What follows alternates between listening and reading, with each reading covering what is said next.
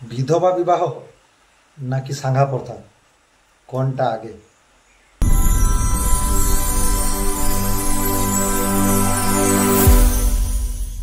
My dear খুড়া আর খুড়ি, সাঙ্গাত আর সাঙ্গাতিন, কুর্মি ছানা YouTube চ্যানেলে নিজ সংস্কৃতি জিয়ায় রাখামূলক আরেকটা নতুন ভিডিওয় আপনাদের সবাইকে জানাই হার্দিক জোহার।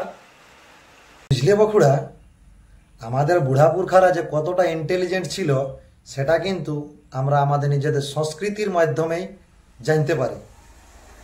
তো আমাদের বুড়াপুরখারা একটা কথা বলে গেছিল যে বাপের কিনা জমি আর দাদার আনা বহু দুটাই মূল্য পায়।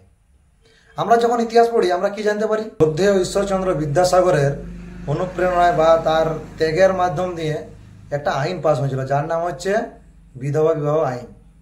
তো 1856 সালের 26শে জুলাই এই আইনটি পাস হয়। কার আমলে পাস হয়? তৎকালীন ইস্ট ইন্ডিয়া কোম্পানির যে শাসনাধান যে ছিল লর্ড ক্যানিং, তার রাজত্ব বা তার শাসনকালে এই আইনটি পাস হয়। আর এই আইনটা পাস করার নেপথ্যে ঈশ্বরচন্দ্র বিদ্যাসাগর প্রচুর পরিমাণে আন্দোলন করেছিল এবং তাকে প্রচুর পরিমাণে ত্যাগ স্বীকার করতে হয়েছিল, এবং কি খুদ তার মা তার বিপক্ষে যে দাঁড়াচ্ছিল। কেননা তৎকালীন নবদ্বীপের যে পণ্ডিতরা ছিল তারা এই বিধবা বিবাহ আইন প্রচলিত করার জন্য প্রচুর পরিমাণে বিরোধিতা করেছিল। সেকে পরোয়া না করেও কিন্তু বিধবা বিবাহ আইনটা পাস হয়। তো এখন আমাদের কুর্মী সমাজের এইখান থেকে কী শিক্ষা উচিত সেটাই নেক্সট পার্টে জানছি। তো আমাদের সমাজের মানুষকে জানতে হবে যে 1856 সালের আগেও কিন্তু আমাদের কুর্মী সমাজে বিধবা বিবাহ আইন বা বিধবা বিবাহ নামক প্রথা, যেটাকে আমাদের সাঙ্ঘা প্রথা বলে প্রচলিত বা সাঙ্ঘা জিনিসটা প্রচলিত আমাদের সমাজে, সেইটা কিন্তু আমাদের ছিল। এটা কখন থেকে ছিল? যখন থেকে আমাদের এই কুর্মী সমাজের গঠিত হয়েছিল। তো কবে গঠিত হয়েছিল তার সঠিক ইতিহাস আমার জানা নেই। তো যদিও যে 1856 সালের আগে পর্যন্ত কিন্তু যারা বর্তমানে হিন্দুত্ব রয়েছে বা হিন্দু সমাজের মানুষ রয়েছে তাদের ক্ষেত্রে কিন্তু বিধবা বিবাহ আইন প্রচলিত ছিল না। আমাদের সমাজে কিন্তু সেটা ছিল, যার নাম হলো সাঙ্ঘা প্রথা। তো সাঙ্ঘা প্রথা কীভাবে হয় সেটা জানবো। আমাদের বিবাহ দুটা রীতি, আমাদের বিবাহ করে দুটা রীতি, এক বিহা আর এক সাঙ্ঘা। যখন নতুন কেউ বিবাহ করে সেটা হয় বিহা, আর যখন কারো স্বামী মারা যায় তাকে যদি পুনরায় বিয়া দেওয়া হয় সেটা হচ্ছে সাঙ্ঘা। সাঙ্ঘাটা কেমন হবে হয়তো? যে আগে বললাম না যে বাপের কিনা জমি আর দাদার আনা বহু দুটাই মূল্য পায়, ঠিক যেমন আমাদের এখনও চালু আছে আজ 2025 সালেও, যে যতক্ষণ না আমাদের নিজেদের বাপ মা মরছে ততক্ষণ পর্যন্ত তাদের জমি জায়গা আমাদের নামে হয় না। ঠিক তেমনি ধর আমাদের ঘরে যদি কেউ মারা যায় বা আমাদের যে দাদা রয়েছে তারা যদি মারা যায়, তার যে বহু তাকে কিন্তু সে মারা যাওয়ার পর তার যদি পরিবারে কোনো উপযুক্ত ভাই থাকে সে কিন্তু সাঙ্ঘা করতে পারে। এটা আমাদের সমাজ একদম প্রচলিত, সমাজ মান্যতা দিয়ে, এবং কি 5 মডেলের সঙ্গে বসিয়ে এই জিনিসটা হয়ে থাকে, যেটা হলো সাঙ্ঘা। আজকাল লোকে এই সাঙ্ঘা কথাটা ভুলেই গেছে, জানেই নেই।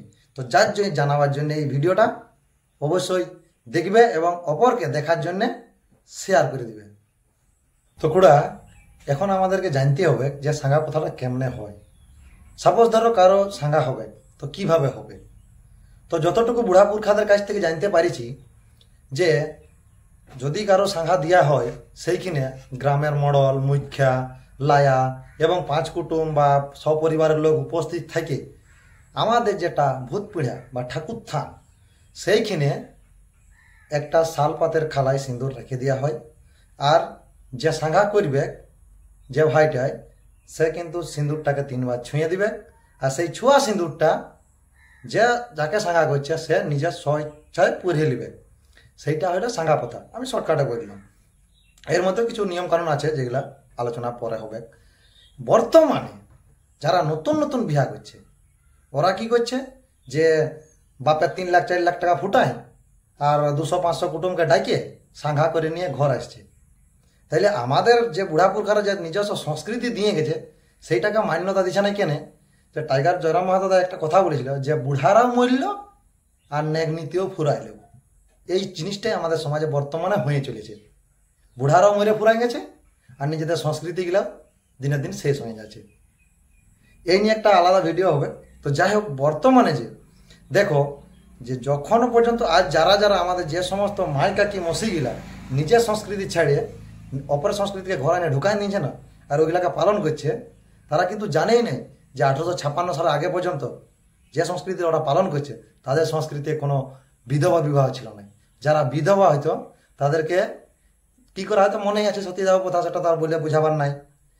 তো এখন আমরা জানতে হবে যে তাহলে আমাদের বুড়া পুরখারা কতটা ইন্টেলিজেন্ট ছিল বা কতটা বুদ্ধিমান ছিল যে একজন যদি বিধবা হয়, তার যদি তার পরিবারে যদি কোনো উপযুক্ত থাকে ভাই বা তার নিজেদের পরিবারের কোনো লোক, সে কিন্তু শাখা করতে পারত, তাকে কিন্তু স্ত্রীর মর্যাদা দিত, পুনরায় আবার শাখা সিঁদুর পড়ত। সেই জিনিস ছেড়ে আজ লোকের সংস্কৃতি যাচ্ছে, যার জন্যে আমাদের এই সংস্কৃতি বাঁচাবামূলক ভিডিওগুলো বানানো। আর আপনাদের কাছে রিকোয়েস্ট করবো ভিডিওগুলো শেয়ার করে দেবে, যাতে আবার একটা মানুষ জানতে পারে।